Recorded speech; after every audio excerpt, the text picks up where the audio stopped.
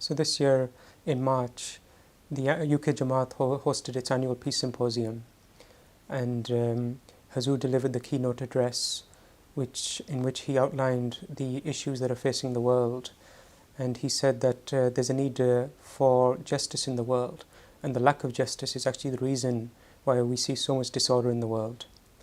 And Huzoor explained the various issues and said that it's not just a Muslim problem, but we're seeing conflicts in different parts of the world, whether it's in Ukraine or Europe or in other parts. So it's not religion that's the root cause, it's that same lack of justice.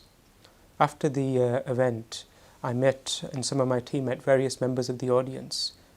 And all of them spoke about how their views of Islam had changed, having heard the words of Khalifa. I remember there was one gentleman who's the owner of a local cinema, and he said that today I heard a message that it made me think that perhaps this gentleman, speaking about Huzoor, has given a warning to the world, and he said that there's a risk of a third world war, there's a risk of nuclear war. And he said, I'm just very, very fearful that one day we'll come to think that this person gave us a warning, but we didn't pay heed to it, and now we're reaping the consequences of our failure to listen to him.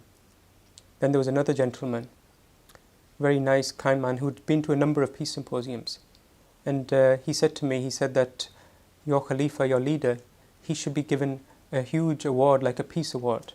I don't know exactly what he meant, but I assumed he meant something like the Nobel Peace Prize. A few days later, I mentioned this to Huzoor, that this person had made this comment.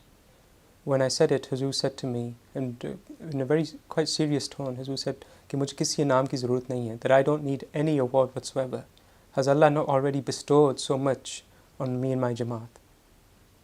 And that was an example of Huzoor's humility. And it's an example for all of us, that we should be the ones who will do all of our work only for the sake of Allah Ta'ala and not for any worldly reward.